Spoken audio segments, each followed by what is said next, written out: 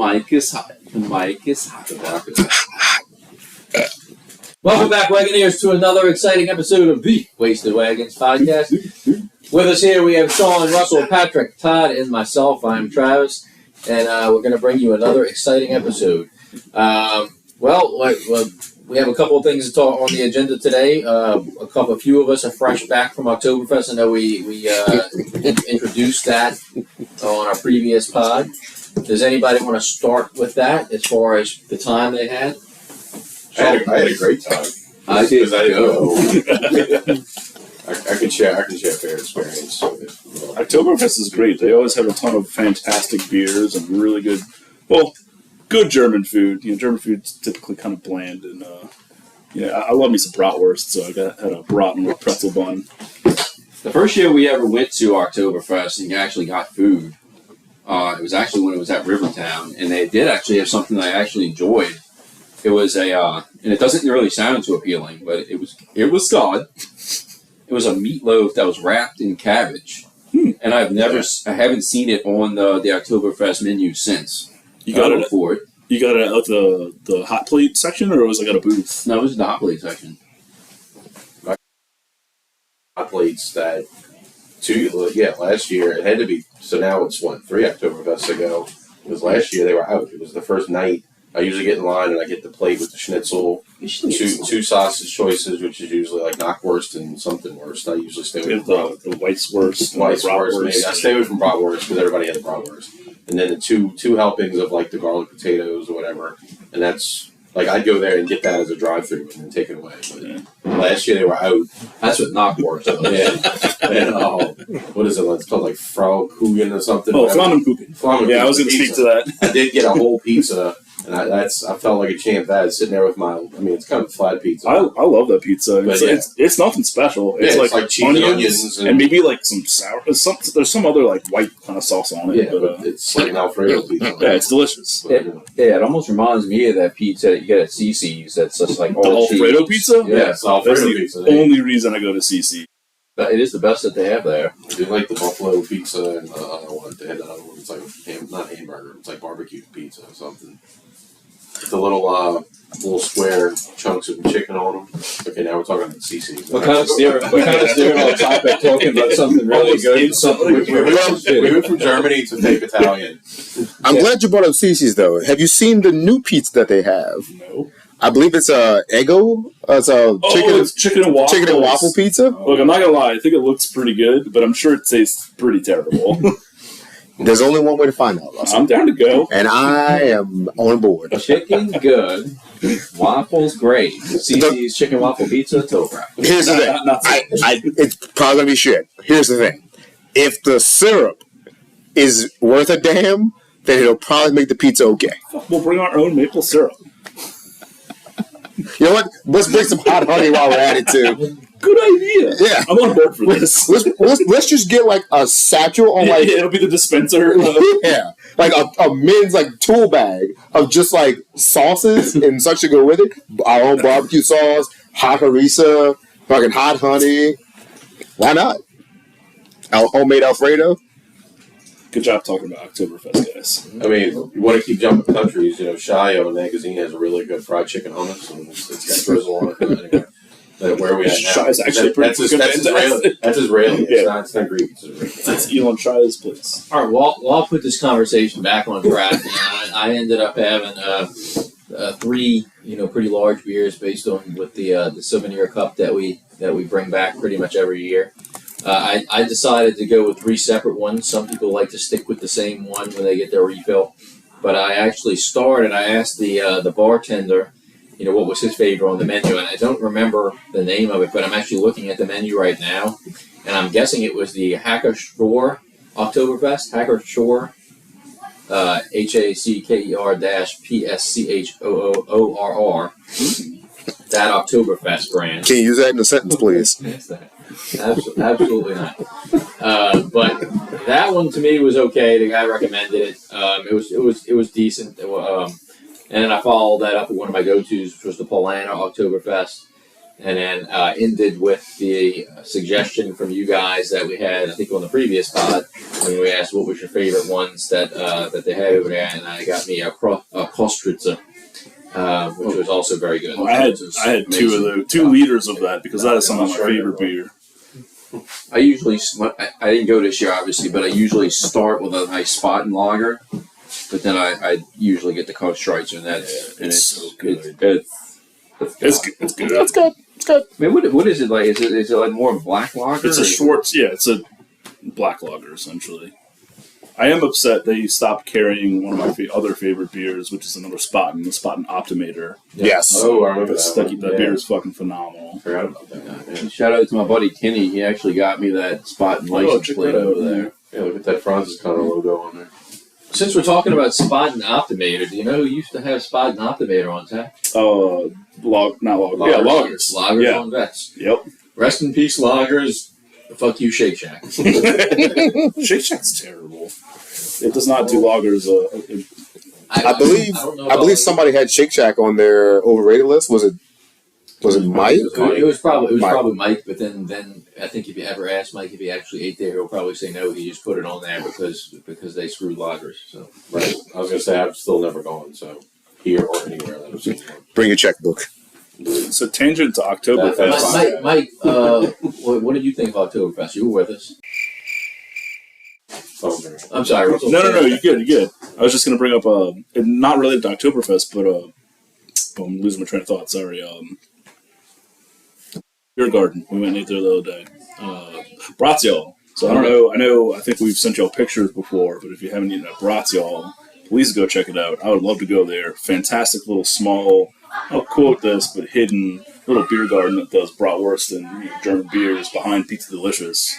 Real cool place.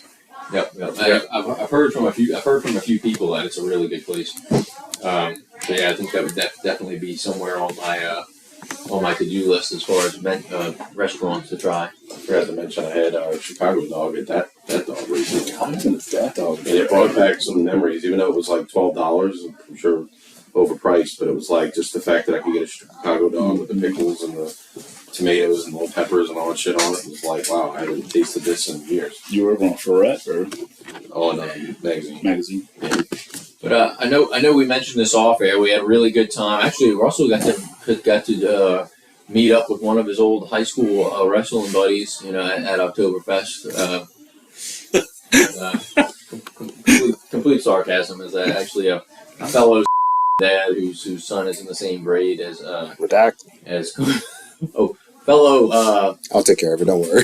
this guy knew who I was, and I had not a damn clue who he was. Is a Shake Schman, grammar school dad, who's actually his son is in the same grade as my son. Is his name Shandrew? Not at all. But he came up to us and started talking to me, and then he instantly recognized Russell and asked if Russell was a Brother Martin wrestler. And it turns out that they weren't in the same grade, I don't think, but maybe it was. I want to say it was same grade or year below me, maybe. Okay.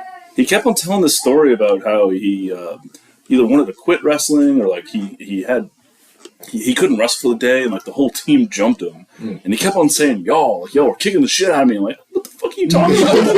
Nobody. I don't see Russell joining in on these reindeer games too. Maybe.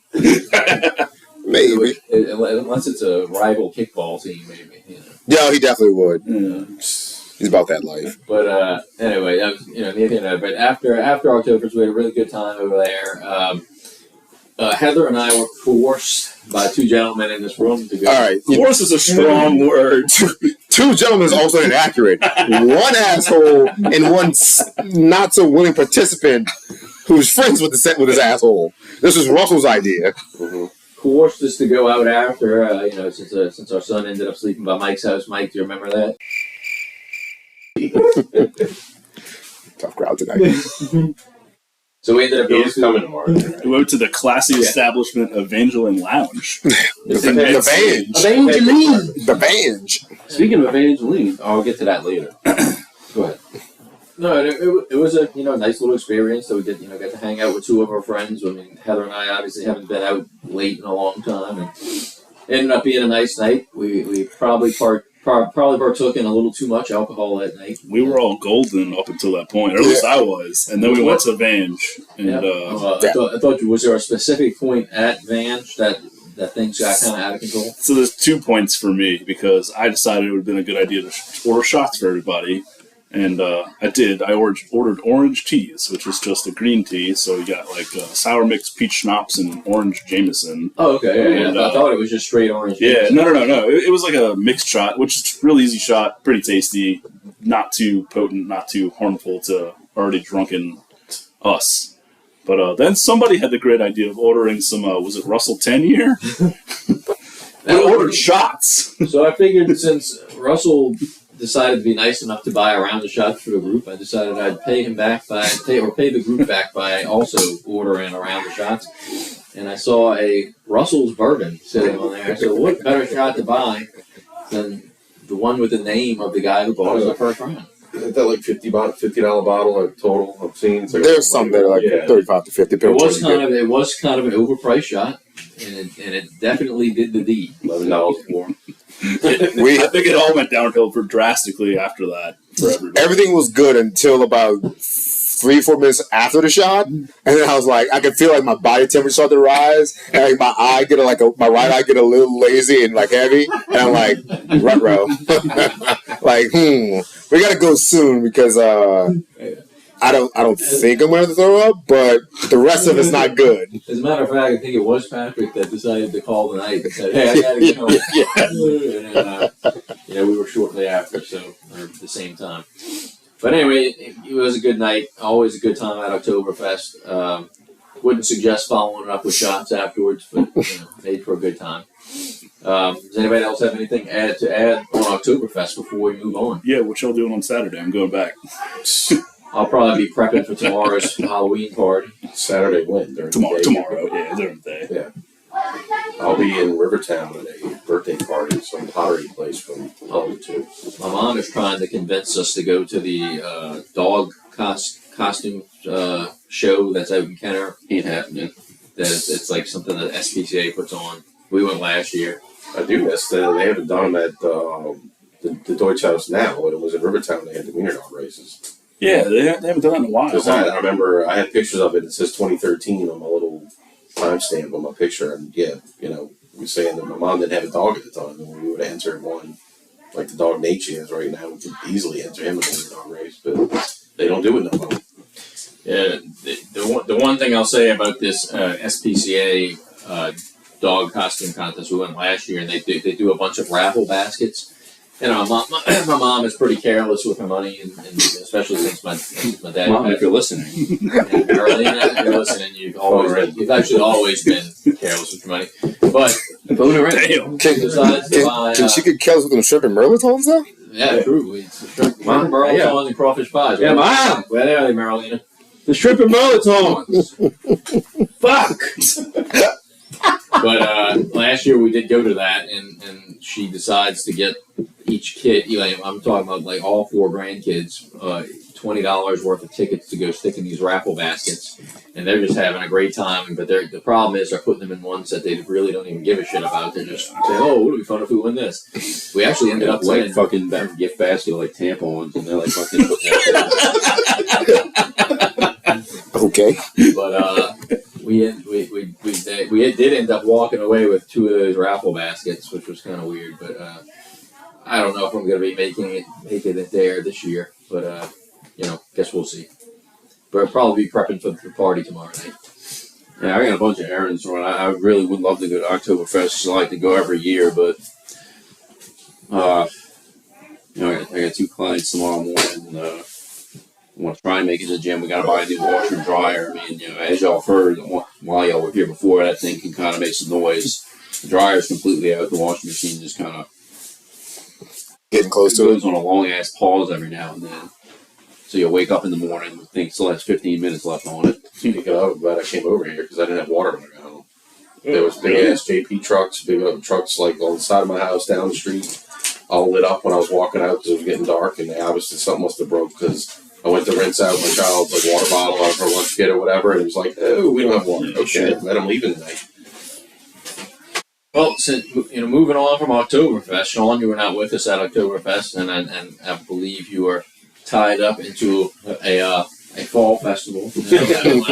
I don't want to name the school. I don't want to be redacted, but you were pretty involved with this group. Tell us about the fall festival experience last weekend. Yeah, you can call it a coach on delay.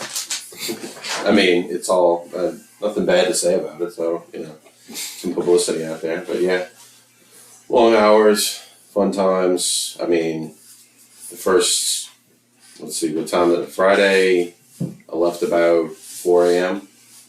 Saturday, left about 5 a.m. But From the festival? From the fair, yes. And it stays like quote unquote open that long? Well, no. This is helping with all the crap for the next day. Okay. Because, the first night, that was, we do cut up. And some of us work harder than others, while some other people are actually doing stuff. There's like a certain one of the booths that, people pull out liquor, pull out Jaeger shots. Had one of the priests pouring Jaeger shots and blessing them, and I felt kind of awkward. One of the times somebody said something, and I said, Jesus fucking Christ, sorry, so I thought. Like, I literally said that right in front of a priest, but he doesn't care. And I would like a blessed Jaeger bomb. And I mean, possible. And it's like, we weren't asking him to do that, but he's pouring shots and he's making the sign of the cross thing as he's like handing them out. It was like, this feels weird. It feels like we're being sacrilegious here. Can we get this priest on the podcast episode? He probably was. Yeah, this priest, I've seen him being carried over someone's shoulder into the parish center and stuff like that with like war paint on his face that some girls put on his face. I thought you said like he was hanging like a lifeless drunken body. No. He was arm over somebody's shoulder and assisted. Weird. No, Mr. Priest had someone over his shoulder carrying him off on the way somewhere. But yeah. So somebody whipped out brought from home the Jack Daniel's whiskey, like single barrel proof, whatever. Mm-hmm. Yeah. 131 proof, 68% alcohol. That, also a Kentucky Owl bottle of bourbon, just to go with the flamethrower. And there was some shots of that. Like, I was pouring the Jack Daniels over ice. Definitely had to soften that. And there was one of these kids, a son of somebody. He was barely, I don't even know if he was 21, but he was there with his girlfriend. They come and hang out with the group. He's sitting. They're sitting against the bar, giving themselves little pecks on, kind of, being a little nervous about smooching it up in front of everybody. So it's like, no, do your thing. We're all getting drunker and drunker. And this dude, he sees one of them sitting there, and he's like, oh, I'll do a shot. I'm like, you don't know what you're about to do. And he just knocks it back. And this kid, say he's 19, 20 years old, his eyes started getting watery. He was like almost shivering, and it was like, this dude about to puke. And he's like, you good, dude? And he's like, yeah, I'm okay. It's like, yeah, tough it out in front of your girl. And it was like he was trying so hard to not die in front of his girlfriend that he just knocked back 131 proof with nothing. It's like, okay, dude, you have a good night tonight. Mm-hmm. People don't understand the difference between Jack. Let's just say Jack Daniels. Jack Black, old number 7 is 80 proof. Mm-hmm. To go from something that's say 80 proof to 100 is a pretty decent jump. You'll feel it kind of quick. It might take a second, but it's coming. To go from 100 to 130 is a completely different world. Well, I feel it just going the regular old school Kraken that's 94 proof. Like how they've had the black label that's only 70, mm-hmm. and most whiskeys like that, Crown, are all 35%, 90 proof or whatever. And it's even just the 90, I find even when I just mix the 94 proof Kraken, I can feel it oh, I got to put a little more extra Coke in here or mm-hmm. something. It's got more bite. Yeah. Just in that little bit extra. It's funny you're talking about the young kid that was trying to keep it together in front of his girlfriend. People don't understand, especially when you get over say 115 to 125 to 130, whole different thing. It burns from the minute you get it to your nose and to your lips all the way down, and it stays there. And I don't know if this kid had anything to drink before that. Mm-hmm. It was just going in dry, just downing this shot. And it was what he reminded me of was the meme, the Grandpa Harold guy, and he's got the tears in his eyes, and he looks kind of Okay. You know what I'm talking about? The white hair guy who just looks like he's like smiling, but he's like still teary eyed. That's what the kid looked like. Like, oh, it hurts so good. It hurts so much inside my body, but I'm not going to show it. Yeah.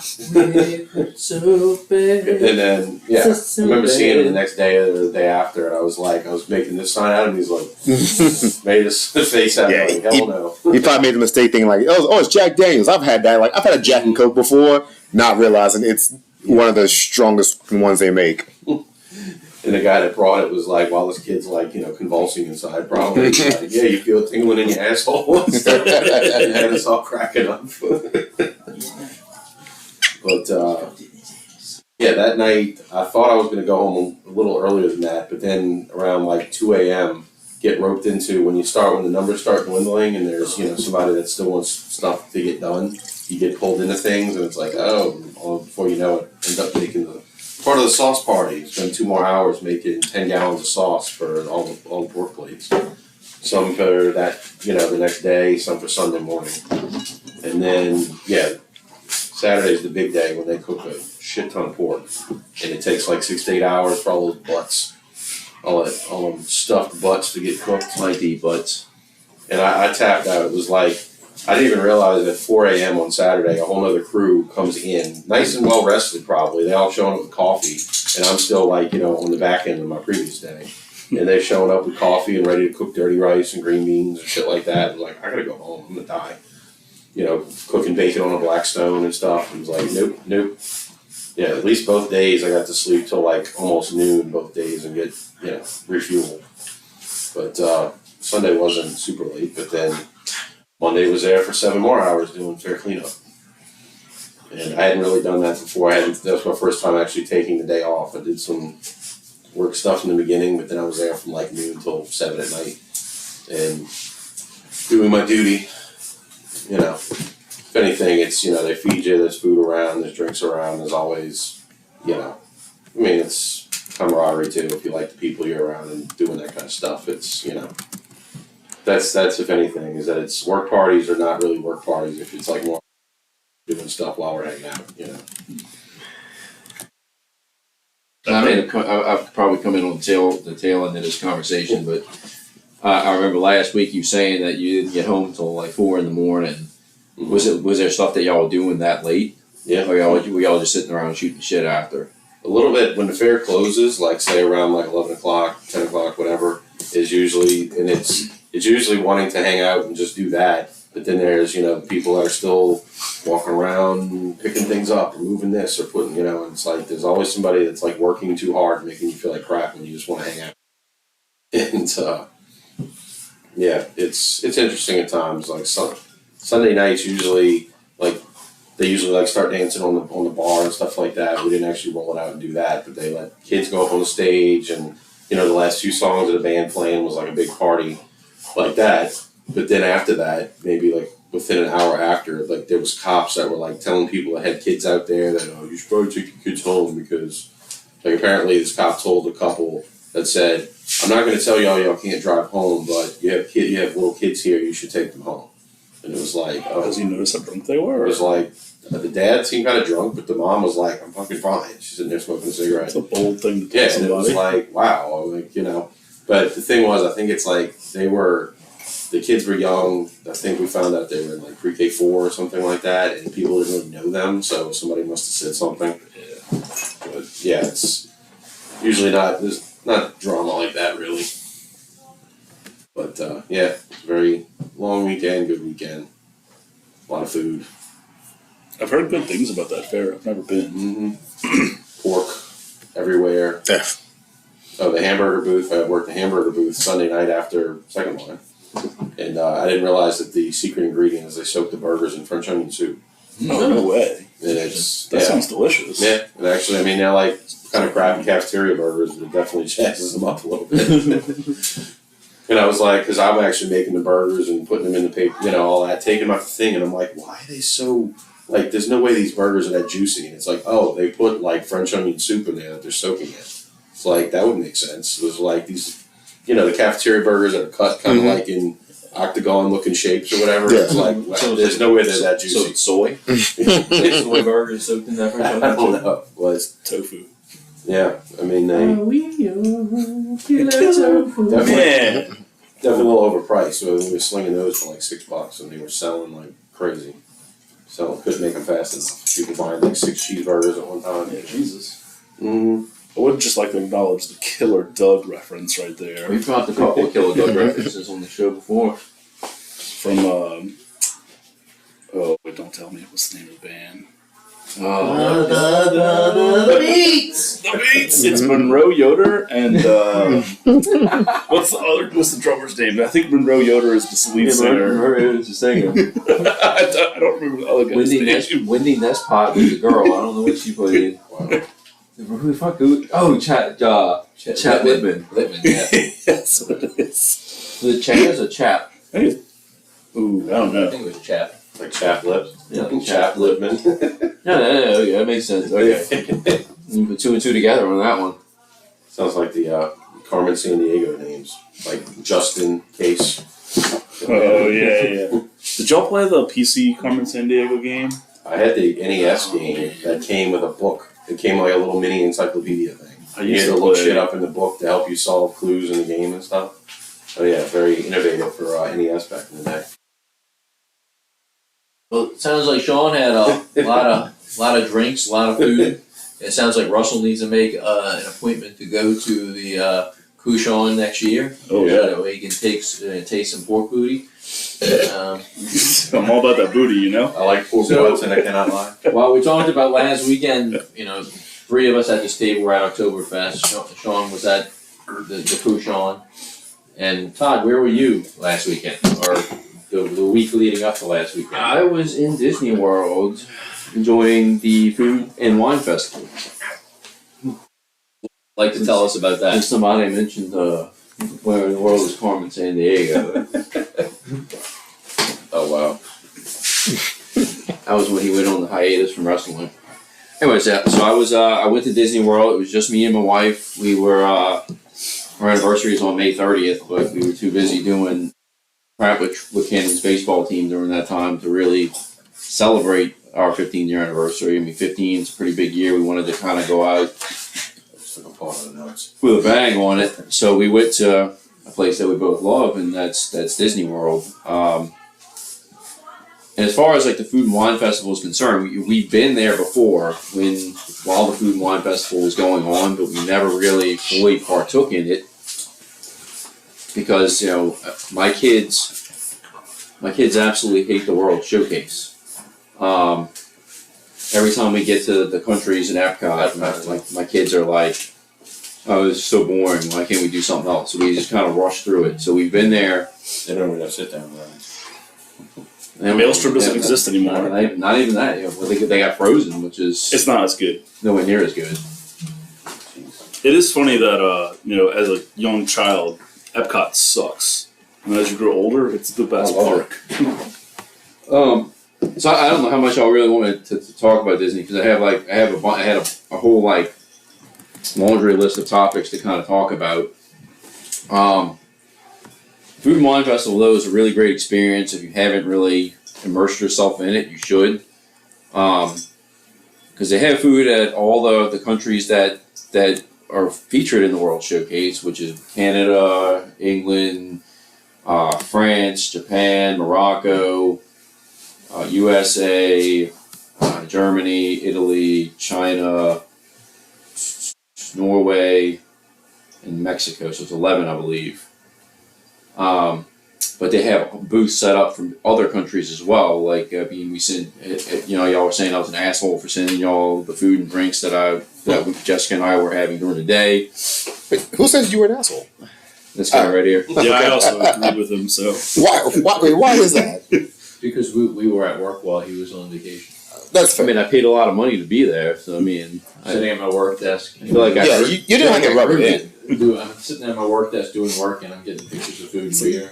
That beer looks tasty. Wish I could drink that right now. It's either Tosh or Gaffigan that said like whenever you show people vacation pictures, nobody gives a shit out really, but all you're really doing is saying, look at me better than you. What were you doing while I was doing this? Oh, working. That's right. Yeah, I was having a beer, y'all. Putting together spreadsheets. So Got them all laid People out even on do big sheets. spreadsheets anymore. Anyways, I use Excel every fucking day. so aside from the 11 countries that are in the World Showcase, they have other booths set up from different other countries, like Belgium. I had a nice beer and a roast from Belgium. They had a couple other ones that we stopped at on the way, but it's just a really good experience. We actually only scheduled 3 dinners at the restaurants in Disney World, and 2 of the nights we just specifically ate at the Food and Wine Festival. So, Which restaurants did you end up going to? first night we went to Ohana, which I've eaten there for breakfast and wasn't really pleased with it. It was a character breakfast for my kids, but we ate there at night and it was phenomenal. And of course, there was I should give a shout out to Maui Brewing and their pineapple wheat manna, because they serve that beer at the Polynesian. And past 2 times I've been to Disney, it wasn't there, but it was there this time, and I had 2 of them at dinner at Ohana, and we had another 2 of them. Is there a frog on the chair? Patrick, what are you hiding over there? I'm gonna show it to you. Maybe it's just story. Go ahead. But I actually had another 2 of them at the Polynesian. When we went to the Mickey Not So Scary Halloween party, we checked in at the Magic Kingdom probably at like 3:30, and Jessica's like, you know what? We got some time to kill before the Mickey's Not So Scary Halloween party, so why don't we go back to the Polynesian and have another Maui before we leave? Because I got Jessica hooked on Maui pineapple too. So we went back. So I actually had 4 of those, I think, total on the trip. But yeah, we ate at Ohana first. The other 2 restaurants we ate at were Le Cellier and Epcot, which is amazing. And Be Our Guest, we actually had that for dinner in That place is good. Magic Kingdom. I like the place. Be Our Guest? Yeah. I did breakfast there, though. I've had lunch there before. It's like a quick service, and it was good. Le Cellier is going down as far as I'm concerned, though. Ooh. And my caveat to that is the hibachi place in Japan is like fucking fantastic. Le Cellier, especially if you're on the food plan, you're using like 2 meals. Be Our Guest was 2 too, so we used 2 of them on Be Our Guest and 2 of them on Le Cellier. The 5 nights we were there, and we had 1 for Ohana. It feels bad, cause I'll go to Le Cellier and just pay out of pocket opposed to using the meal plan. But hibachi is just one meal. What kind of food is Be Our Guest? I mean, I got a Oh, steak. everything. Okay. I got a steak, but it's supposed to be kind of like French food. There are a lot of dancing utensils. Well, they have the gray stuff on the dessert menu. They do. I figured it's Beauty and the Beast theme. Yeah. It's like Ohana's food lunch dish. Can you get ratatouille anywhere there? Right. Yeah, I actually got one. So the whole day we spent in Epcot, which was Tuesday, Jessica wanted to eat breakfast in Epcot, right in France, because she had this crepe that was really good. So we went back, and we got a crepe and a mimosa, but the crepe she got was sugar loaded. The crepe I got was a ratatouille crepe, and it was delicious. You're talking about in France? In France, right? Yeah, right outside of Ratatouille, the rides. So what does a ratatouille crepe have in it? Does this ratatouille have like squash? It's like squash and like red sauce. Oh, wow. It's delicious. Rat meat in it. Did y'all have the frozen orange drink in Paris? I didn't. I saw a bunch of people getting it though. So good. What's in it? I don't know. I don't want to know. I want to know. I want to say they top it with Grand Mar. Like it's like a vodka drink maybe, and then like they top it with Grand Mar or something. It's delicious. Now we did get the first night there. Probably the best thing that we got to eat at the Food and Wine Festival was from France, and it was a beef. It was a type of beef. It was almost like a roast, but it had like these bread balls in it that were like almost like hush puppies, but wasn't cornbread. It was like regular bread, and they soaked that in gravy, and the roast soaked in gravy. It was the first thing we got at the Food and Wine Festival, and it was probably the best thing we got.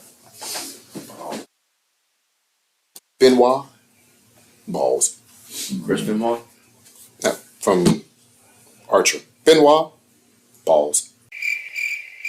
Yeah, it was a fun trip, man. Like the crowds weren't bad at this time. I'd never done the Mickey Not So Scary Halloween party, but Jessica did it twice, and she would tell me all the time, you should do it because the lines aren't bad. The park is at like 1/3 capacity, so the longest wait I had other than Tron was like 15 minutes. It was great. We got to ride everything. I rode a couple things twice. But yeah. You know, to take a week off of work or you and things. No, it was during fall break, so I had off Friday and Monday, but I used 4 days for the rest of it. So did you get to ride Tiana's Bayou Adventure? Yeah, it's that's open where now. that's where I was going when we all said Evangeline. So I did ride Tiana's Bayou Adventure. We actually that in Guardians of the Galaxy, the only 2 rides in Disney World that still have a queue you got to get in. And our queue was like pushed back late in the day, almost to where the Mickey's Not So Scary Halloween party started.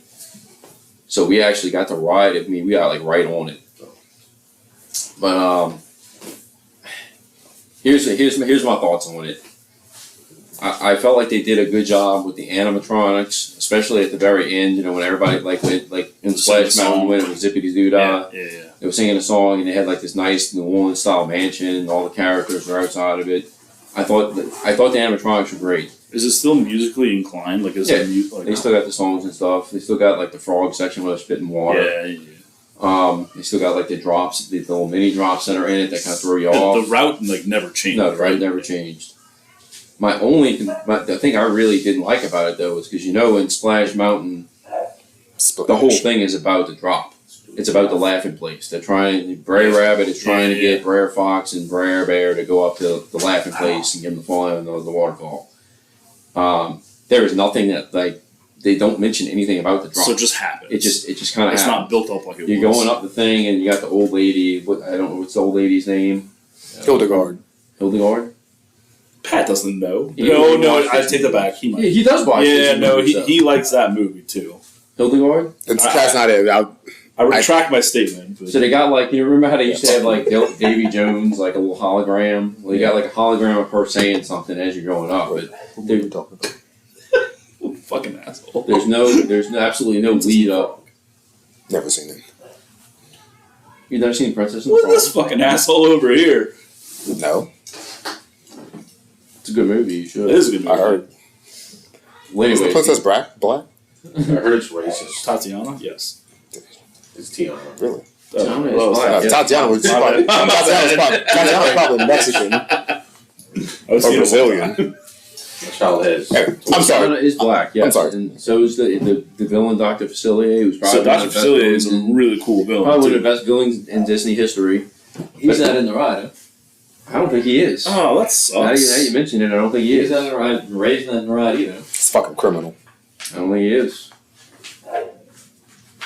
No But facility. they got a bunch of other. No Facilier, no Ray. They got, but I was Fucking and- blasphemous. Splash Mountain. The funny Blasphemous. thing is, now that you bring that up, they have a bunch of characters that are scattered throughout the ride. Like one of them is an armadillo wearing an eye patch, and I don't remember that being in the No, movie at all. I've seen that movie one time, so I don't I don't know. think he's. I don't think. But he's the on. thing I hated about it, So there's no voodoo aspect to it, whatsoever? the thing I didn't like about it was the whole. Yeah, you would think that they could That use that. sucks. as I thought part they of would have the played drop. into that, because that would have been the They whole, They drop should thing. have had Facilier at the top of the drop. Yeah. That would have been smart. Anyway.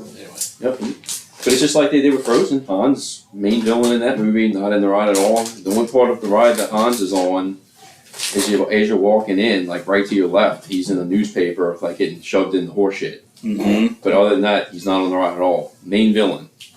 You leave him off the ride. But like I said, the thing I didn't like about it was they did not lead up to the drop. There was no lead up to it. There was no there's no laughing place or. That sucks, because it used to be immersive, and Yeah. it doesn't sound like it is anymore. So it's you could have, and you had, like you said with the voodoo, you had a chance to make it really Yeah. great, and you didn't. So other than the animatronics being really good, I wasn't overly pleased with. I feel like much like Frozen, Russell, it feels like it was rushed.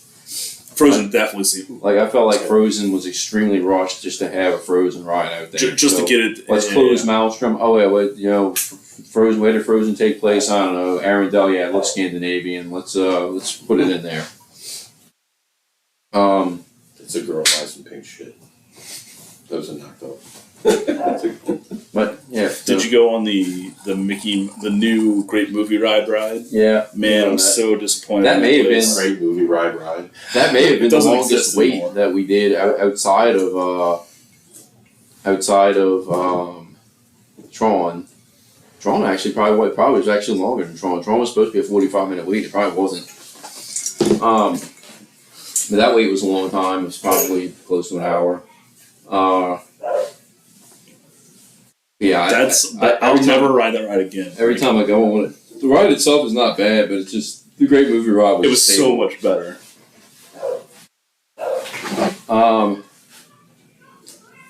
The only ride we didn't ride was Slinky Dog Coaster, and it broke down when we spent the whole day in Hollywood Studios. We actually went back the last full day we were there Thursday. We actually went back in the morning to try and ride it. And it was like an hour and a half wait. So I was like, yeah, fuck it, we're not doing that. So when you say the only ride you didn't ride, so does that mean you rode all the stupid sit-down rides? I think so. Did you ride the People Mover? You rode Peter I didn't ride the people. I didn't ride best the people. ride there. We did ride Peter Pan. That was during the Strong Mickey Sunset disagree. here. You rode it to Small World? It's a Small World was broken down most of the day, but by the time we were leaving, it was up again. And Jessica's like, "Oh, look, it's working." Yeah, So we got did on it. it. Yeah. Let me tell you something about that fucking ride. It's long as shit. Yes, it is. You don't realize how long that ride is until you're like actually fully immersed in your boredom, and you're like, "What the shit is spinning?" See, isn't that the point of it though? You get on a ride like Tron and it's like 10 seconds But long, it's a- and then you get on Small World. The and Small it's like World is 30 the same fucking thing every room. It's a small world. I can't all different languages. They're all kicking. They're flying around. You can't trust Sorry. those people. Relax. Nope. Oh boy. Hang yourself. I wasn't stereotyping a particular language. I was just kind of blending them all together. Were you now? Because you know what? Continue. I ain't redacting shit. Mike's not here. Nothing's getting redacted. Well, someone's got to take my place. Who? All I'm saying is the ride is like super long. It's the same thing over and over again. Nothing interesting about it. Nothing looked the same. Human beings. Like the puppets. I mean, I'm just I'm just trying to get a better understanding of what I'm potentially getting myself into. You've never actually ridden that. No, I don't. So if you could kindly reenact what happens on It's a Small World for me, I would love that because I have no idea what goes on. I've never You get in been. a boat. It's a very, very slow. What kind of boat are we talking about here? Like a gondola or something a little more? It's like a church pew, but a gondola. Yeah, there you combined. Big It's like a church pew that floats. Yeah, pretty much. That's a great. So like that's a great description. 6 church pews in a row is one boat, or 5, whatever it is. I like this. Go on. And you go through these rooms, and it's got like every country in it. So it's got like people that are supposed to be, or puppets that are supposed to look like the people from these countries, and they're all singing the same song In different languages. Yeah, in different languages. So you go in one In room. the language of their people. Yeah. Okay. So you go in one room, it's it's in English, and you go in another one, it's Chinese. You go in another room, it's Russian. And it's one of the older rides there, so it's very primitive as far as the animatronics. Is it really Chinese or was it Oriental? Maybe it's Japanese. Maybe it's Oriental. This sounds kind of boring. It's terribly boring. It's If long. I should have timed it just to see. Maybe next time I go, I'll time it to see just exactly how long it is. Stupid sit down. It's a stupid sit Did you down. go on Peter Pan? I did go on Peter I like Pan. that ride. Peter Pan's not bad. Because Peter Pan, you're actually suspended in the air and it looks like you're over the sea. So- It's kind of cool. I'm gonna assume you've ridden It's a Small World a handful of times. Yeah, it's like in my lifetime, probably about maybe 6 or 7 times. So why did you ride it again? Because Jessica wanted to go on it, not me. Okay. Jessica was like, "Oh, look, it's open. Let's go on it." And I'm gonna assume it's also not the first time she's been on this ride.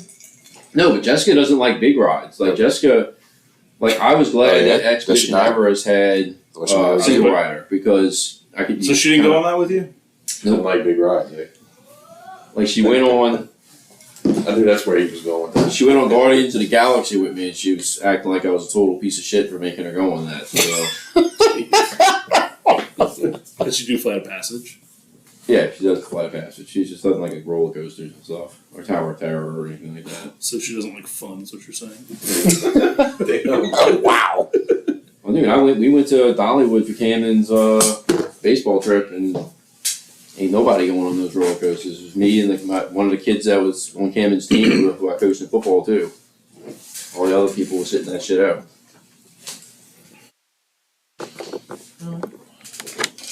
Yeah, have anything else you want to add on your Disney trip? I mean, there's a ton of things I could talk about, but I mean, I don't know if Patrick came up with a nice idea that he wanted to have Jessica on, and we could talk about the trip together. Yeah. Just we'll talk a little bonus episode. Like, if there's something else that stood out to you that you don't have to go in like great detail about it. Most of what Travis may have said this before too. I don't know if he said it on air, or if he said it on the side. Like going without kids is fucking amazing because. It's relaxed. It's relaxing. You can kind of do things at your own pace. Jessica and I really didn't rush around except in the morning. And I'm going to talk about this because I think it's more so it's not necessarily a gear grinder, but I find it kind of amusing. So we stayed at Coronado Springs, which is very nice. If you stay at one of the more upscale Disney resorts, it's completely different atmosphere than when you stay at the value resorts, which are like the All-Star Sports and Pop Century. You get up in the morning at those resorts and the fucking cafeteria is like chaos. Like the lines are long as shit, all the tables are full, it's loud. And then once everybody finishes eating, they go cram on the buses, and the bus lines are usually pretty long. Coronado Springs was not like that. When we eating breakfast in the morning, there was like probably 6 or 7 other people in there with us. Go get your breakfast, sit down, you drink your coffee, eat, go at your own pace. But is it more like a gated community kind of thing? I was going to say, what kind of people are at the other resorts? Yeah. I mean, I think the other resort are people that have families and kids. Like Baby's Kids, or Baby's Kids was a pretty solid movie. It's a great movie. But no, it's any kind of kids because the value resorts are kid oriented. Like they got kids shit, like an arcade inside. Like everything's it's all geared towards the kids. Oh, like my kind of people. I want to stay with them. Yeah. Go ahead. But why? Why, Patrick? Because because they have an arcade. They all have arcades. Yeah, oh, okay. Coronado might have had an arcade. Listen, I'm sorry. I'm just asking questions I've never been. I'm trying to get the lay of the land. We stayed at the tower. I'll talk about the tower bar too.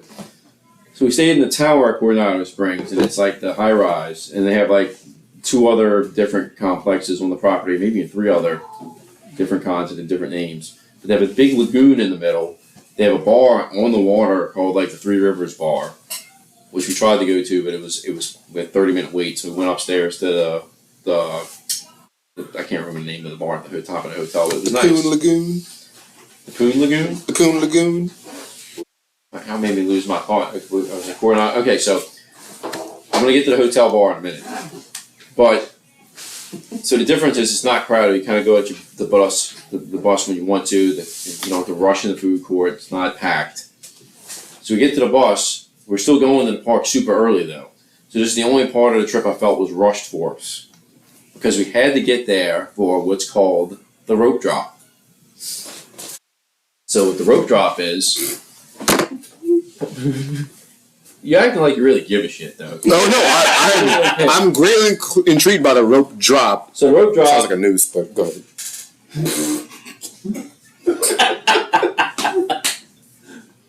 Sure hope the mic picked that up. Usually the rope doesn't. Trust me, it got. Usually the rope doesn't drop.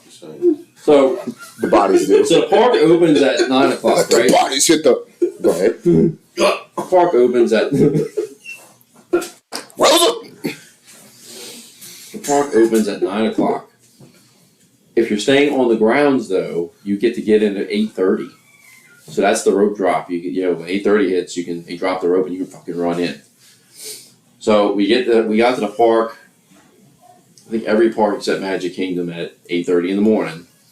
But what pisses me off about this is it's like a fucking sprint to the same fucking ride at every park. So the rope drops at 8:30. Everybody's like, it's a mad fucking like rush to the same ride. What ride? So for Epcot, it's Ratatouille. because Guardians of the Galaxy you still need to get in the queue, so you're not going to rush to that.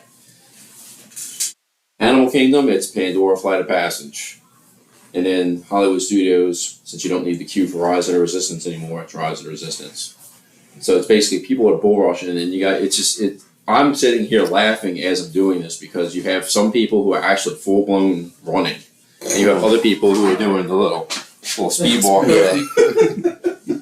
And like I'm just walking quick, but I'm just laughing at the people around me, and like I really don't. We're gonna get on pretty quick no matter what. Mhm. These fucking idiots that think they're getting first, like let them have at it. Let 'em have it. So I'm gonna interject here real quick. You know, the one time Heather and I went without kids, we actually stayed off grounds at an Airbnb, and then we just Uber into the parks. But the next time we went back with the kids, we actually, for the first time, stayed at what they call a moderate resort. So you go from value to moderate to deluxe or whatever it's called. And I will agree with Todd there. Like the food court is less crowded. The bus, like you don't have to wait 3 times for the bus to get to the park. It's basically like 10 people max sitting on the bus. But would I say I paid more for the hotel room? Probably not, because the hotel room looked pretty much the same as the value resort. You're paying for the convenience. Yeah, it's just, to me, the bus ride where you catch one and done. The pool area was extremely nice. For the place we stayed at the Port Orleans French Quarter, which was very nice. But yeah, the rooms just looked like the same as a value resort. You're paying for the quick bus rides and the That's one of the ones I would really like to stay shorter at. waits in the food court. Yeah. That or Boardwalk, because it backs up to Epcot. You Yeah. can just walk into Epcot. I've never done that before. I have it's not 50, it might be 50-50 right now. I am either going to absolutely love everything in Disney, like the whole experience, because like I can see how some of the things that y'all talking about sound very intriguing, and like I'm interested in doing them. I could also see how like I would get really annoyed with some things and or people really quickly, and like by day 2 I'm like, this is the stupidest fucking place on earth. Let me tell you the most annoying thing I'm about not it. happy this place on it. So, and Russell can probably say something about this, Travis too. So you take these, the buses, they have their own transportation system. Mhm. So the buses go from the hotel to the parks and back and whatnot. There are so many fucking motorized scooters in Disney World that it makes me really question whether these people need them or they're just fucking taking advantage of it. Mhm. So, to give you an example, what pissed me off the most, we're at the Mickey's Not So Scary Halloween party, and I mean, Jessica would probably say that there was like a line of like 3 different motorized cars, almost like holding hands with each other, blocking the fucking walkway.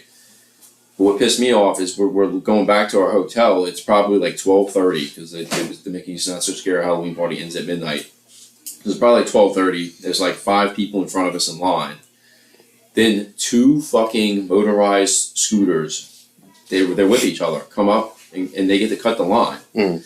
So not only did they cut the line, and look, I'm sorry if you're actually really handicapped and listening to this, but I believe that a lot of these people are not. So they get to cut the line, but not only do they cut the line, but they take up like a whole fucking row of seats in the bus. So first off, you gotta wait for them to get in because they get in first, and it's so then the bus driver's gonna come out, help them in, and the second lady and the second lady who was trying to get in couldn't steer the fucking thing. So now you know he's setting up. really He's sitting up the other lady in the bus, like he's like chaining her in, and the other lady's trying to drive in, and she's just fucking for the life of her can't get in. She's like backing up and straightening out like 3 or 4 times before it took her to get in. Then he's got to go raise another row of seats up and tie her in. And so basically, if there was more people waiting in line than we actually had, some of those people would have probably had to wait for another bus because they had taken up so many rows of seats. You would think that with all the resources that Disney has and planning and things like that, they would not maybe have a dedicated bus for or transportation for just disabled that would make patrons. sense. Like for So you bring up an interesting point because I instantly jumped to industrial engineering and like efficiency and queues, and like I don't know if it would be more efficient to have a dedicated bus for handicapped folk. why It's not? probably more efficient to have just for argument's sake, 2 or 3 join a normal bus opposed to a dedicated bus. So, okay, what if we can meet in the middle and we have, let's say, the first 2 or 3 rows of a normal bus be for disabled or handicapped patrons. That's how it is. But you also have a bus that is only for single patrons. Like, we still allow room on the normal bus because we need to get those people on. But let's say we have like an absurd amount of people that day that are disabled or need some sort of assistance. We still have the standard bus that can take maybe, let's say, 20 people. So every other bus, you have a handicapped person waiting at that point, opposed to an able-bodied person. I'm saying there is literally one driver. You're hating on the handicapped? No, I'm trying to offer solutions that will help them and not delay them while they get loaded, and then that, and maybe the bus is more efficient or easier for them to access and get on and off of. Do they get to sit in the front of the back? I want to say it's the middle, if I remember correctly. I'll stop. I know you were going. Where are you going with that? It's a glorious landmine. I wish I would have gotten the filming first.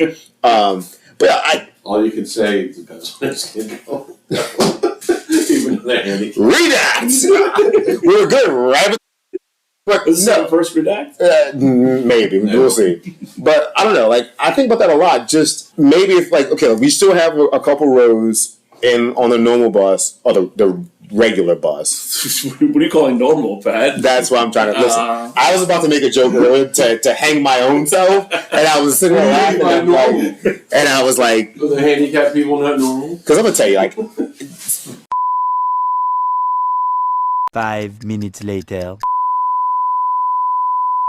So That's I all. 100% agree. And bringing this back to Todd's point with Disney World, it was a known fact that it was a hidden secret, let's call it.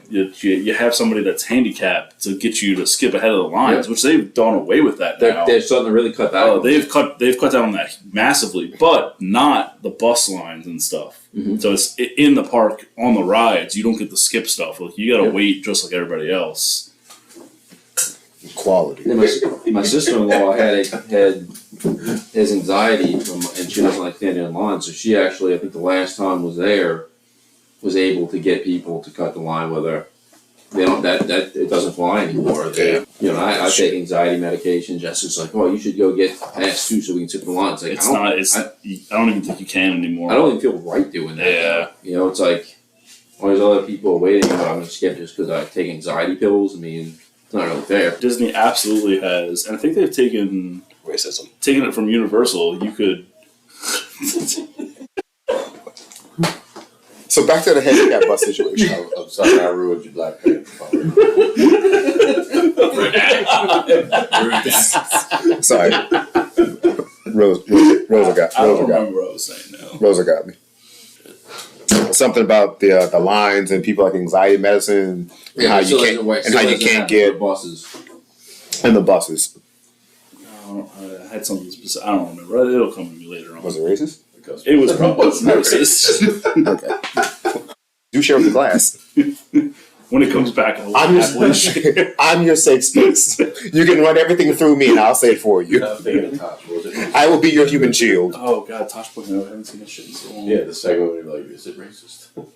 Well, I guess I can kind of wrap up our Disney. It probably should. Disney and racism. But while we're talking Go about hand in hand. trips, Todd wasn't the only one that took a trip recently. Russ, you had a trip to Dallas or a Dallas area that you wanted to talk about. Would you mind filling us in on that? Oh, absolutely. So I don't want to bore everybody with the details here, but I was able to go to McKinney, Texas, which is roughly 30 minutes outside of Dallas. Super racist. 25, 30 minutes. It was a work trip, and just to keep it short and simple, I was there to study gas regulators. So, why was that funny? Because I'm a child, and my first thought was like regulating the poop out my farts, like gas regulating. No, so I work in the natural gas industry, and when you have a higher pressure system, you can't have 20 pounds of gas coming into your house. You have it regulated down to like a quarter of a pound. This is what typically happens. But that's what I was there to study. But I don't want to talk to the work aspect. I'll talk to McKinney itself, which was a really cool town.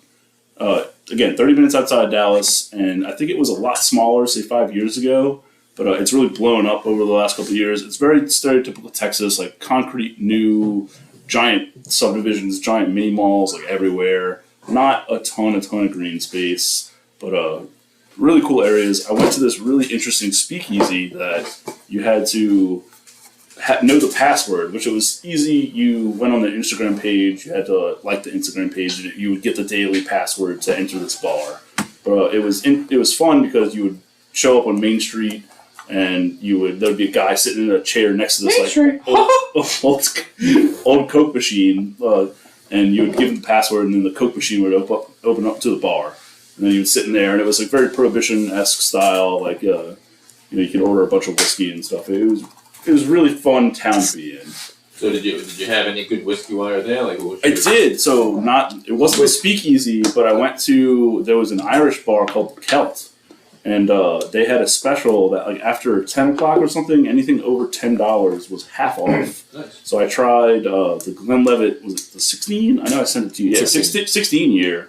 And I don't remember what I paid for it, but it was a fantastic Irish whiskey. I'm not too familiar with Irish whiskeys at all. I pretty much only know. Scotch.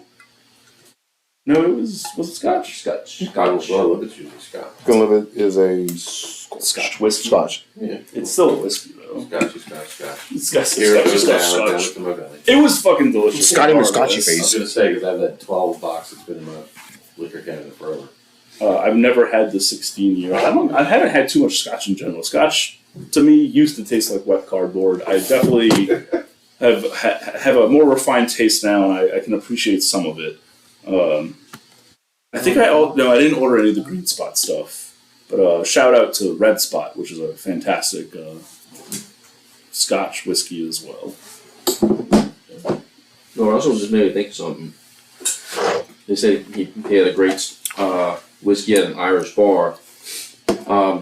Something I posted on Facebook when I got back, because obviously one thing that I think Patrick would really like about Disney World is that there are just plenty of places to drink. I mean, aside from Epcot is definitely one of the hubs. The drinking hub. The drinking hub. I didn't notice from your texts all week. Yeah, well, we were all out of work. Yeah. Hating life. He's like, this bastard. Oh, it's 9 o'clock in the morning.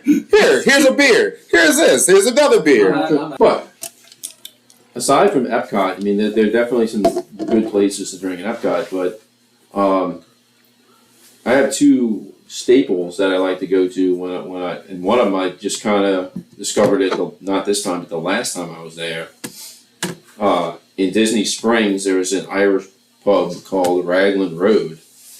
I was just walking around Disney Springs looking for a good place to get a drink, and a lot of places have like generic bars just kind of posted everywhere in Disney Springs. But I came across Raglan Road, and I saw that they had a little outside bar to it, so I walked up to it, and actually there were some players for. I really don't know the MLS, but there were some players from the MLS Philadelphia Soul. team, Philadelphia Soul. Something like that. I think it's a Soul. Because that used to be the arena team. Yeah. Maybe. I could be. I was talking about ass. I thought that's the first thing that popped in my head, but I can't remember. It might be, but they were out there. Camden got a picture with them, but I got a beer there, and they have a great. I've never had Smithwick's Irish Red before, but it's phenomenal. Mm-hmm. Just as good as Kellyan's, and they have a ton of good porters and stouts on tap as well. So that it's kind of a little hidden gem there, because like I said, the first time I noticed it was my last trip before this one. So when we got to Disney Springs, I told Jessica, I was like, look, I'm going to look for that little Irish pub. I don't remember the name of it, but I'm going to go get a beer there. That's the first place I want to get a beer. So I did. The other place I like to go to is in Hollywood Studios. And it's called, I can't think of the name of it. Baseline. It's Baseline is a pub, and it's right outside of Star Tours. And they have a really good red ale there as well. It's called Red Seal, and it's by, I can't remember the actual brewery name, but it's always on tap there, and it's a really good beer.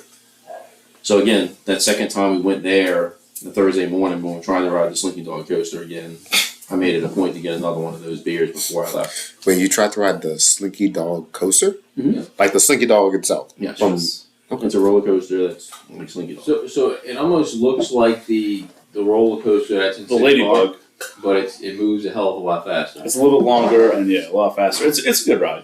Because they have another one. South. They have another one in Magic Kingdom called the Barnstormer, which is like goofy, like flying a plane. Basically, is That is that's a Yeah, that one's like Ladybug, but the Slinky Dog it looks like it, but it's more intense.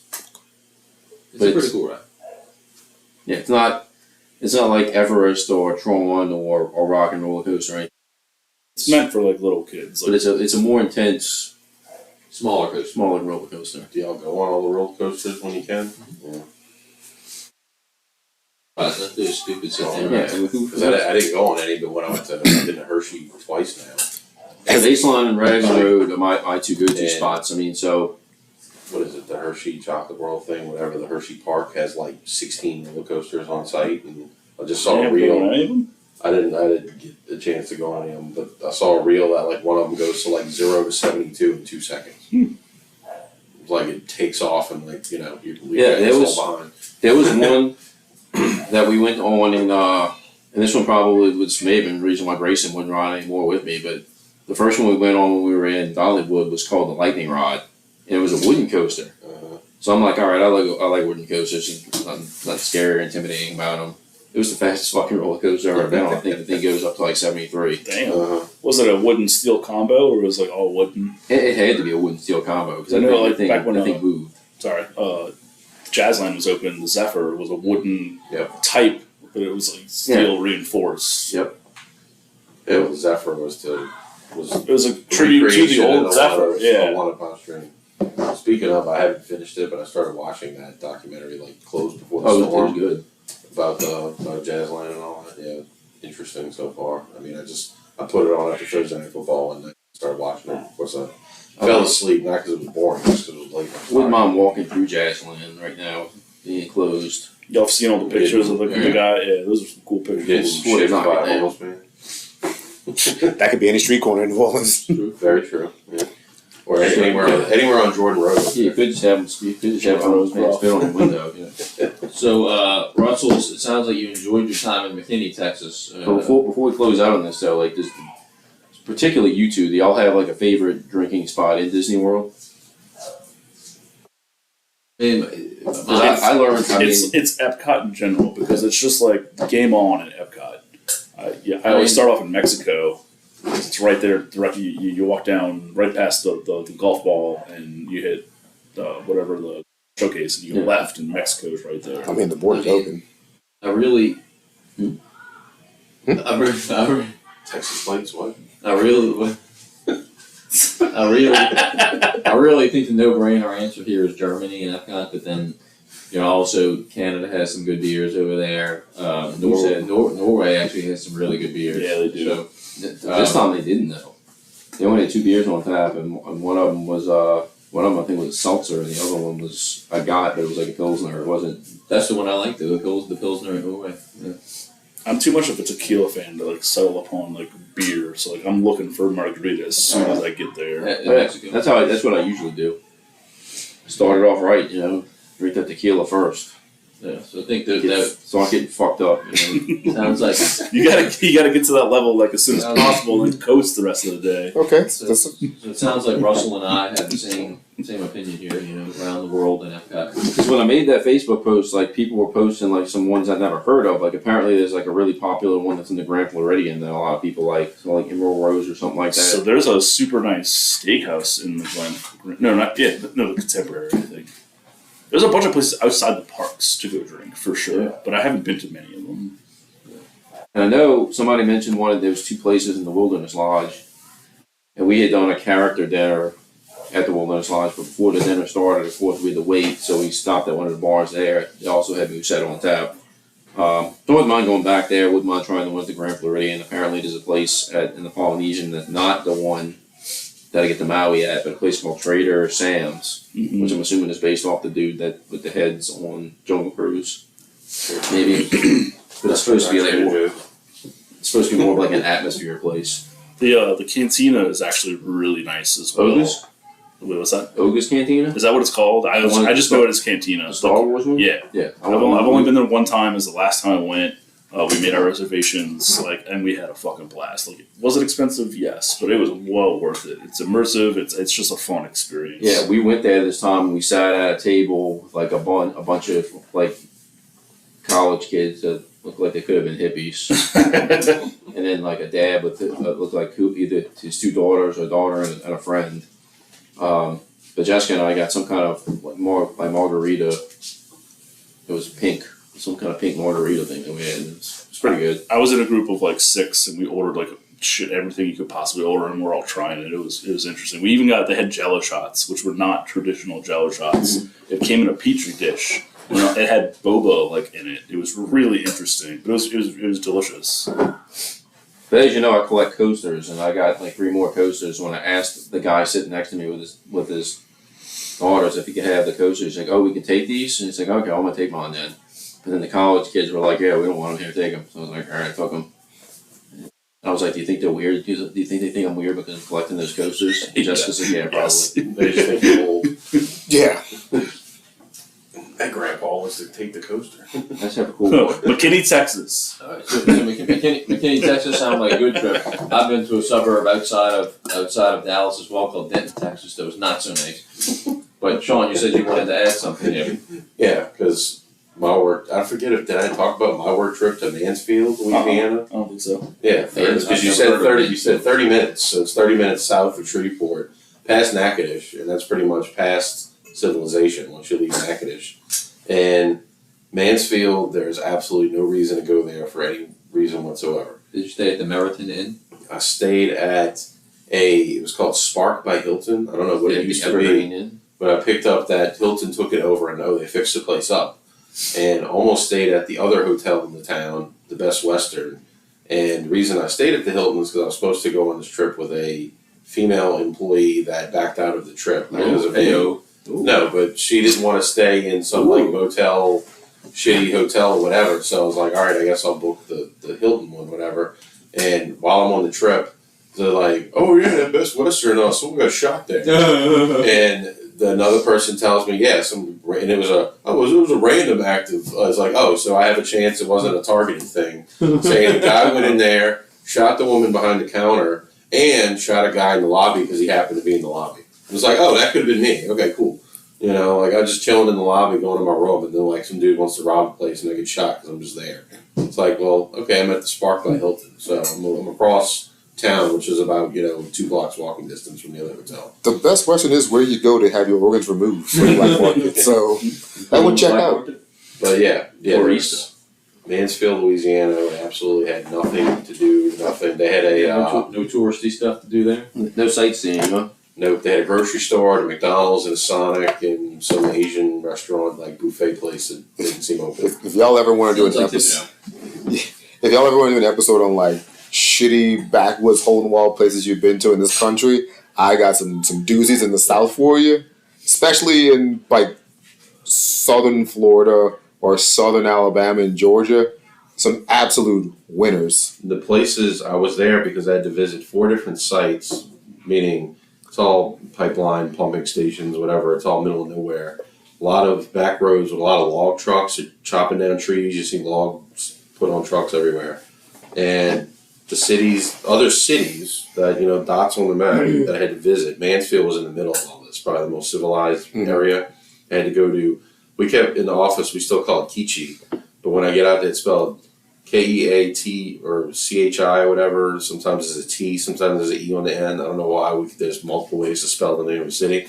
And the guys up there, because we're close to Northwest Texas, are like, "Oh, you mean Keat-Cha? Keat-Cha, Louisiana." I was like, okay, I don't really care how you say it, but all right, I'm in Keat-Cha, Louisiana, which is like an intersection.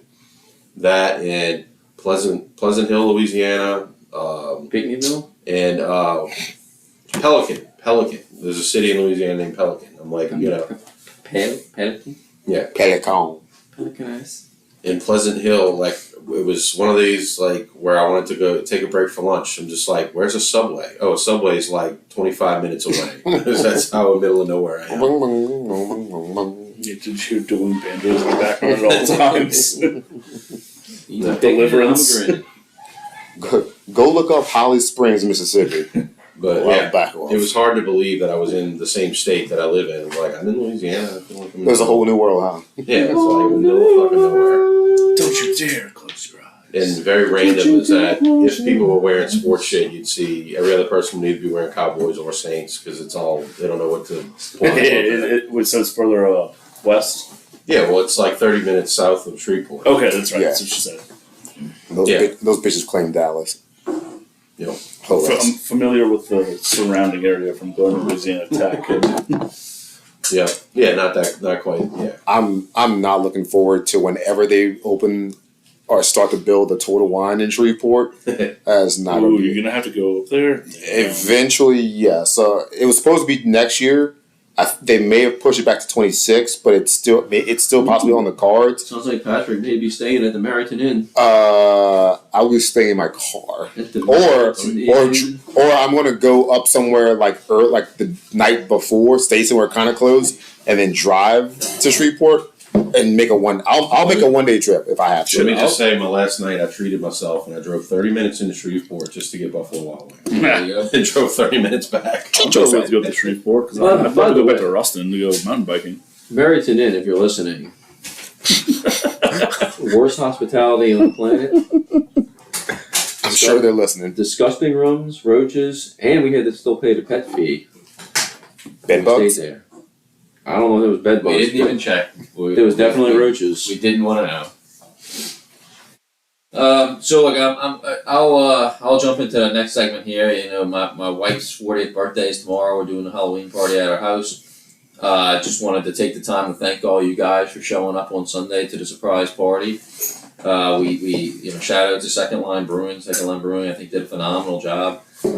Being on a Sunday, I was a little nervous because I was wondering if the manager was going to be there, and then she was not. So then that was a part of me was wondering, oh crap, it's a Sunday. I wonder if the manager will be there. She probably won't be. So I wonder if they're going to have our party ready. You know, we went there. Everything was barricaded off, ready to roll. They didn't have the bouncy house blown up for the kids, and I asked if they could to turn it on for us, and they said, well, did you agree to that with the manager? And I said, well, originally I told the manager I was expecting no kids, so that's probably why it's not blown up. And she said, oh, let me call her, because there's usually a $150 fee to have the bouncy house blown up. And I said, oh, okay, well, it's no big deal if you can't, But then she came back and she said the manager just told me to comp the bouncy house for the kids. She said, don't worry about paying for it, so we're just going to blow it up for y'all. So we did. So again, everything was booked, roped off nicely for us. My wife ended up being, pretty surprised. She did get there a little late. Cousin wasn't able to get her away from the restaurant for lunch quick enough. But we still ended up having like a good 2.5 hours of fun party, and I was appreciative of everybody that showed up for it. So just wanted to give you all a thank you for that, and it ended up being a really nice time. But that's going to lead me into the gear grinders for this episode. And now it's time for another segment of What Grinds Todd's Gears. Alright, so my biggest gear grinder from having experienced that party was the fact that I rented out, a brewery. I wanted to do something nice for my wife for her 40th. And went ahead and did one of the Facebook invites, where I had my wife privated out so she couldn't see who was going, she couldn't see anything about it. So my gear grinder here is, I'm inviting all adults. Like there's no kids on Facebook, right? So everybody who I invited was an adult. Keep in mind, I've had many parties through Facebook invites. Most of them have been at houses, so I've never really stressed about it. It was just basically, all right, you come, if you don't, you don't. This one I was a little bit on edge because I was renting out a place. I had a certain amount of money of beer we had to buy. And I was pretty frustrated when people, one, didn't give me an answer on if they were coming, or two, said they were coming and didn't show up, which Sunday morning I ended up experiencing a lot of that. So just as adults, I think, when you're invited to a party, just please don't be a dick and RSVP. If you say no, you say no, like no hard feelings, but or if you can't make it all of a sudden, let the person know, I know RSVP, but yeah, where something came up. Yeah, or yeah, just saying you're coming and not coming is just a total dick move in my opinion, especially when people are relying on a number of heads to show up. So I'll leave it at that. I don't really want to go any further into it, but needless to say, a lot of work went into that. Who was it? No names will be given here. But let's just say it was probably a good 5 to 10 people. You can tell us later. Yeah, I'll tell you. Dad already paid the caterer. Just from a wasted wagons perspective here, if somebody invites you to a party, and especially if it's catered somewhere, do the host a favor and RSVP whether it's yes or no. Thanks. Does anybody else have any gear grinders for this week? Yeah, I have a couple. Quick one is people at stop signs, 4-way stops, 2-way stops, that don't put on blinkers, and then the second you make move a millimeter, they start to turn and they look at you like you're an idiot because you almost hit them. It's like, because I'm staring you in the face and all of a sudden you make a left turn. I was supposed to know that, like without a blinker on, and I'm like literally, you do that quick thing because you're like about to take off thinking they're going straight just like you are.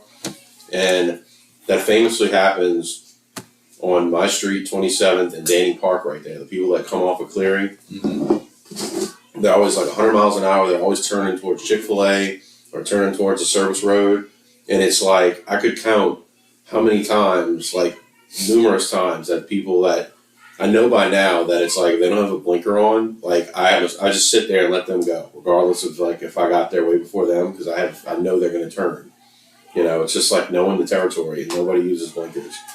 And it's like, fuck me for not reading your mind and knowing you're about to make a left turn across my face without a blinker on. And that happens all over. But it's just like, it seems like where I live there, it's very busy. I mean, I could talk about the people that run my stop sign right there too, but another one that is kind of interesting, that again, not to name names, but do any of y'all have ever had like a coworker, or it's mainly like a coworker or someone you had to work with that's like, or friend, I'd say quote unquote, because I feel like these kind of people aren't friends, that they kind of like they rag, like kind of like mess with you, rag on you, different things, that it's just kind of like that they think they're funny, but it's like it's really kind of annoying.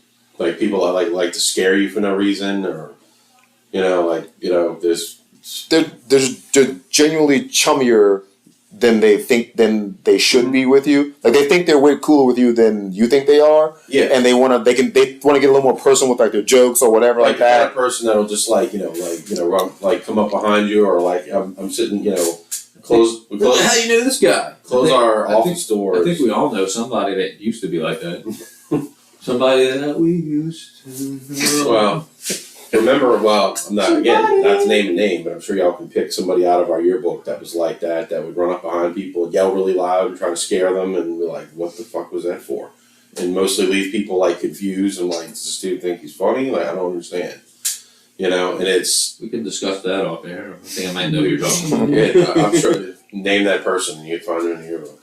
But yeah, it's like things like one that really pissed me off, it was like, I'm in the parking garage and I'm just walking in my fucking car, and the dude's like leaving and honks his horn at me, and it like echoes like shit, and I like fucking jump off the ground. You're like, why? And it's like, I know he's doing it to mess with me, and it's just like, it's one of those things. It was like, somebody does that enough, it's like you want to just like punch him in the damn face. It's like, I get your, you think you're funny, you're messing with me, whatever, but it's just like, why no one else acts like this? And like that person is telling another coworker, it's like, oh man, you should have seen I got showings in the parking lot, come walking in, I hit him with the fucking horn, he fucking jumped out of his pants, dude, it was so fucking funny. And you're like, that's not that funny. And it's like, I'm a jumpy person, in general. Got you. And it's like say when I call anytime, because all we have is Teams now at work. We don't have our own phones. We have to talk on speakerphone basically. And I'll have my door shut if I'm on a call or something. And we got big old glass windows, glass doors. It's like they have no privacy at all. And it's like I'm behind my monitors, whatever, and I'm just like in my own world, whatever. And it's like because my door's shut and like whatever. It's like say this dude will come by and he'll just like smack the glass on my office, and I'll like, and I'm just like, why? Is this the same dude that honked at you? Yeah, it's just one of those things. It's just like So why? somebody you work with. Yeah, it's just kind of like why? I get, Sounds honestly. and then that's the thing is that it's like. Does he listen to the podcast? I doubt it. Sure, he doesn't know it exists. Honestly. But it's just like, but it's like at the same time, you've like, had cool conversations with the person, had, talk about, it's like normal sometimes, but it's other times it's kind of like these antics, so to speak. It seem a little immature, that seem a little like, just like kind of like attention grabbing, kind of, just kind of like, why? You know what I mean? It sounds like somebody that we used to know. The one whose body may or may not be floating in water.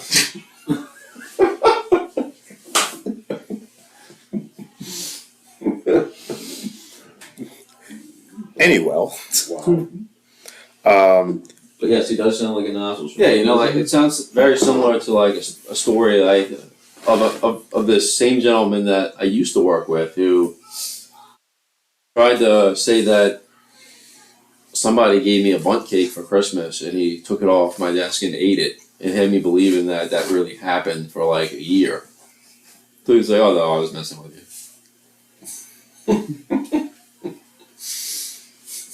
okay. It's like, yeah. I don't have a real I don't have an elaborate gear grinder, but Sean, you brought up something, your first little gear grinder that kind of made me think about something that does annoy the shit out of me. You had a stop sign or a stoplight, stoplight, because you're waiting for it to turn green. If you are the first car in line at the stoplight, you have an obligation to pay attention to the stoplight, because if it goes green and you sit there for like more than 3 seconds, I'm on the horn. Like, 3 cars back, you can be off for a little bit in a second here and there. But if you're at the front of the line and you're the first car, you have to be ready for the light to be green and to go once it turns green and you do your like little like safety check to make sure no one's going to run the light. After like 3 or 4 seconds, I'm on the horn. You got to go. Like, I'm not here for that bullshit. Mm-hmm. And I've been guilty of, sitting on my phone for a second because I'm just like off in the distance or my mind kind of wanders and I've gotten caught by it. But typically I'm not that person, but I'm the asshole that's waiting and on the horn for you to go. And if you don't go after a while, I'm hitting you with a horn. I mean, I do have a video that I captured on my dash cam of it was 2 lanes. It was right there by David Drive in West Metairie.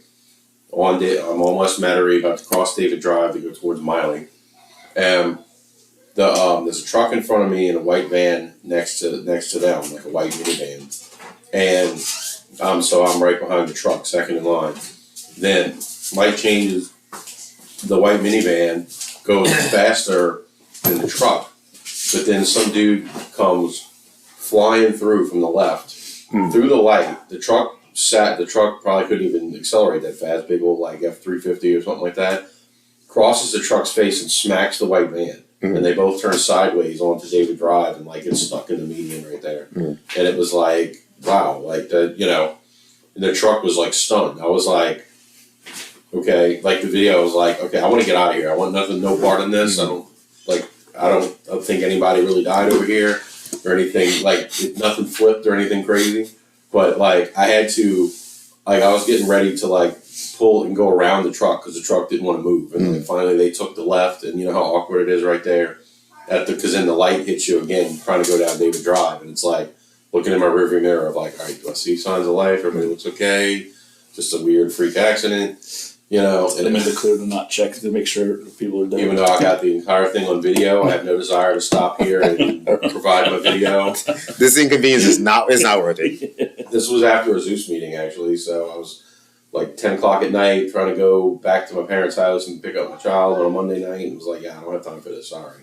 But it was just very ironic that the van, because they were drew the short straw because they went first. That truck easily could have gotten blasted too.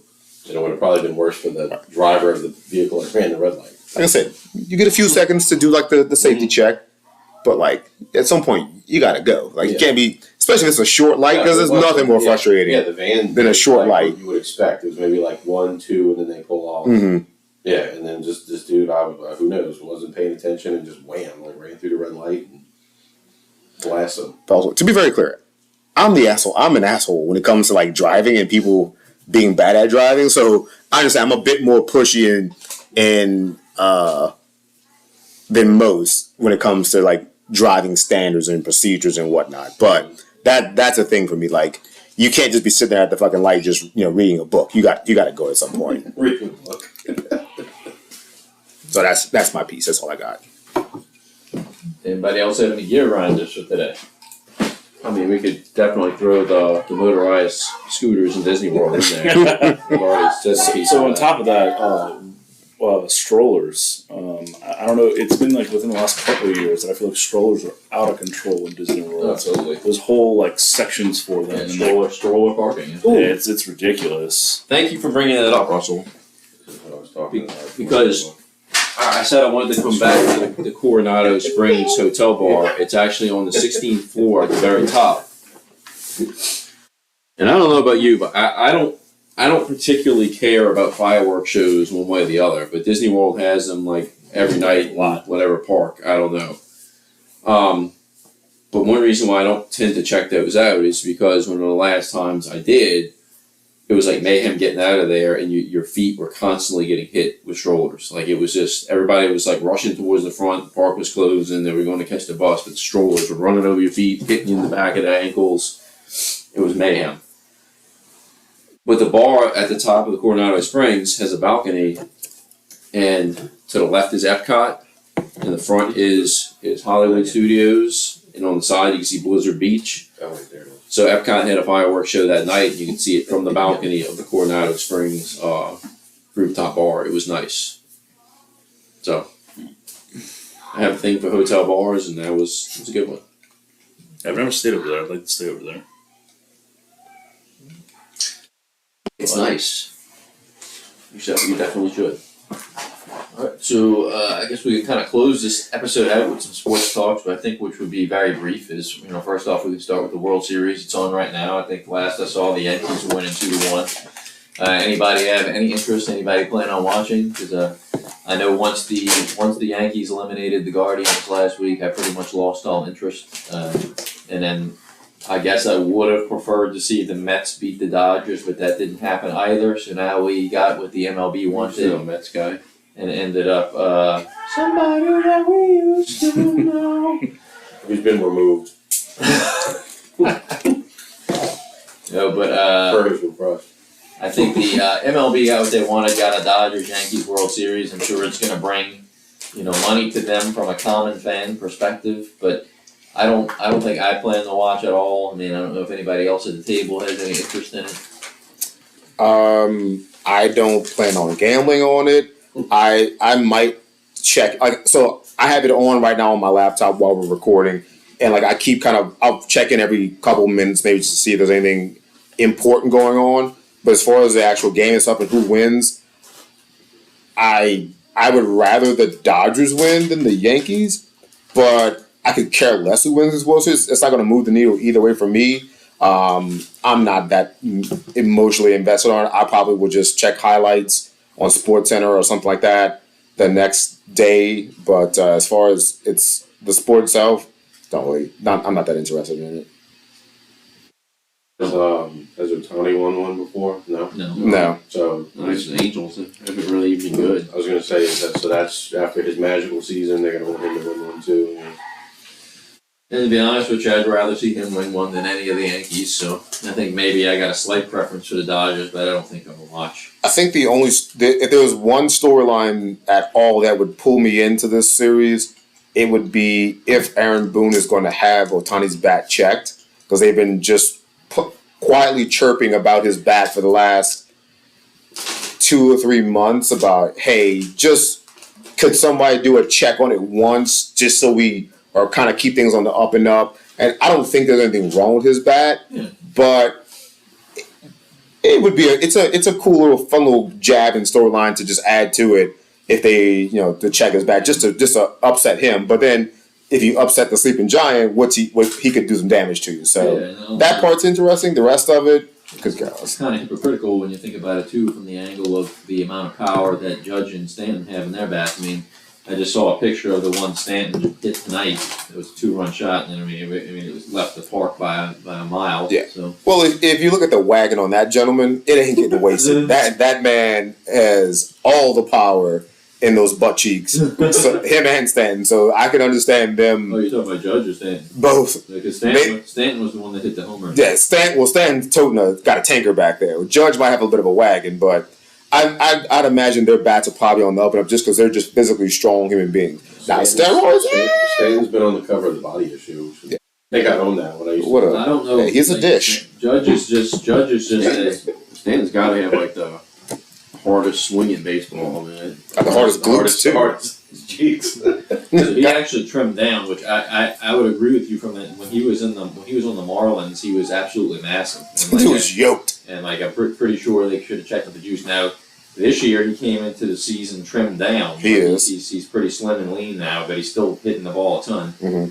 Now Judge, I think, is just an absolute physical specimen, where the guy's just naturally gifted genetically. If you're 6'8", 250 to 270 like he is, you're going to hit the ball hard and far. So I understand that. I understand Stanton just because that dude looks like he lives in a gym when he's not like training baseball. So I can understand it.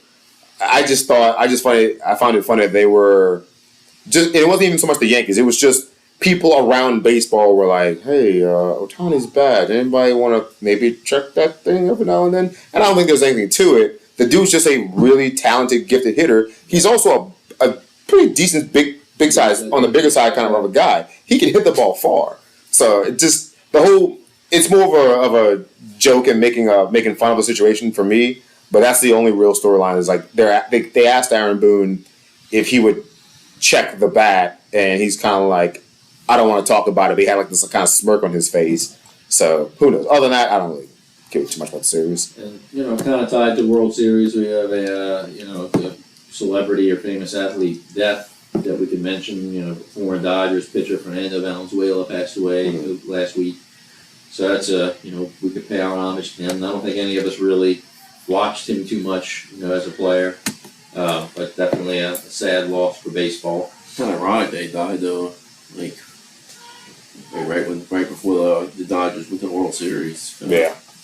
I heard Al Michaels say last night he called some game of the dudes in 1981. He was like, yeah, Al Michaels is old. For sure, Al Michaels might need to call it a career himself. Well, and I guess one way to close this out too is to say, do we want to even approach this topic of giving an update on Saints? I mean, I think, I've lost, not going to say lost interest. I'm still obviously going to watch, but my optimism for our Saints games has definitely dipped significantly since week 2, and it seems. Hey, we've got MVS now, so. Well, the bright side is I did see that Olave and Taysom Hill are going to play. Yeah, I was going to say, a lot of people are getting healthy. I think weren't supposed to play. And Derek Carr is pretty tough. So is he supposed to sit another game? I know he doesn't, or is it still game time decision? I think he's definitely out. I think they're expecting him to miss this one for sure, and there's a decent to good chance he should be ready for next week. Hayner's starting though now, huh? No, I think it's Rattler, which I thought Hayner earned a shot to start. I know it was only one series, but he looked like he was getting the ball out a lot faster than Rattler. So I don't know. I mean, I think to me it's a toss up between those two until Derek Carr gets back, and there's no optimism with either of them for me. Honestly, I think it's a moot point until the offensive line gets healthy and we can actually protect any quarterback. Ruiz is on his way back too. I don't know if he's playing this week or next week. I think he said him, and I think it's Tim Patrick. No, not Tim Patrick. What's his name? Something Patrick. Patrick. No. Patrick here is going to punch you in the stomach. Tackle Patrick? McCoy's still out, right? Yes. Yeah, he's had this 8 weeks. So. Yeah, so not a lot of optimism here. Maybe we'll piece it together. I mean, I know you don't want to wish injury on anybody, but at the same time, the Bucs just sustained 2 pretty serious injuries with their wide receivers, and that could bode well for the Saints. But at the same time, who knows? We need to get healthier ourselves before we gain any more optimism. And Todd, just before we close out, do you want to let us know what the San Jose Sharks record is right now? They have their wins. I believe they are 0-6-2, maybe 0-7 because they lost to the Kings last night. Yeah. 0-7-2. Listen, my squad's not doing a whole lot better than Todd, so I can't say They got anything. the 2. Yeah. Was that overtime losses? I think one of our very early too, but one of our wins is against the Sharks, so we don't have very many, but at least we got one against them. So, sorry. 0-6-2. By the way, Lucas Patrick. okay, Tim Patrick set receiver on the Lions. that's true. See. How could we forget about Lucas Patrick? Yeah. I mean, he was graded as like one of the top linemen in the league after 2 weeks, but then so was the team. And, They also moved him out of position, right? He's playing center now, isn't he? well, that was the immediate screw up with McCoy getting hurt, is that they had to move him to center, and it's like the line was just all fucked up. They didn't have any practice. They weren't cohesive, and it was just a downfall from there. It was like the first domino that fell was McCoy getting hurt. Yeah, well, there was a weird correlation tied to like once McCoy went out, it was just like the momentum of the Saints just went down, and it's been down since. So Yep, momentum and like mojo is a weird thing in the NFL. But staying on the topic of like bleak outlooks, Russell, how's fantasy going for you? Oh, you motherfucker. Do you regret doing this? No, I don't regret it. Okay. You were Christian McCaffrey. You and every first number one pick in fantasy league, yes. Mike, do you have something to add? It's funny that you bring it up because I'm having a ton of fun. It's been a struggle. I think before last week, I mean, I had me and Mike's team had more, if not almost similar amount of total points as half the league, but I was like in last place. Yeah. And that felt really fucking bad. Now I squeaked out a win against, I forget who I was playing again, but they had like a bye week on a couple of their big players, and like it was an easy win, so to speak. Yeah. But Did y'all beat Doug last week? I think it was Doug. Y'all beat I don't even remember the name of the team. I didn't even hit 100 points for the week. Like, it wasn't a good showing by my team whatsoever. Wins a win. Kamara got less than 5 points, I think. I So think what you and Mike need to focus on is trying to squeeze out some wins and stay relevant in the picture until McCaffrey comes back. Because once McCaffrey comes back, yeah, then it'll be a he's game gonna touch the changer. ball Yeah, 1,000 times, so. Until he gets hurt again. I'm trying to keep Like up, that 1 year. the knowledge as far as like, all right, so this person's hurt and who's coming in behind them, and like usually everything that by the time I'm figuring this stuff out, they've already been picked up by another team, or they've already been, and I'm too late to the game. So I'm kind of just sitting there with an awful bench and just a ton of injured players, and it's been rough. Russell, if there's any consolation to you, there's one league another league that I care about outside the one of our league, where I had the number one pick, so I had McCaffrey. I am in last place, and I am winless. So I trust me, I understand what you're going through. I know how disheartening and annoying it can be to be at the bottom and be like, this fucking sucks. Now I do have what's his name? I know there's a couple of people who just got traded. Is it Hopkins? Yeah.